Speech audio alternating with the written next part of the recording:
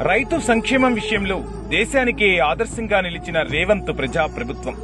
28 నెలల్లో రైతు సంక్షేమం కోసం 1.50 కోట్లు కేటాయించిన తెలంగాణ ప్రజా ప్రభుత్వం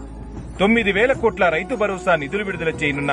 రేవంత్ సర్కార్ తొలి విడతగా 73 లక్షల మంది రైతుల ఖాతాల్లో 3,590 కోట్లు జమ చేసిన ప్రజా ప్రభుత్వం 20 రోజుల్లో రెండో విడతలో 2,650 కోట్లు జమ చేసేందుకు ప్రణాళిక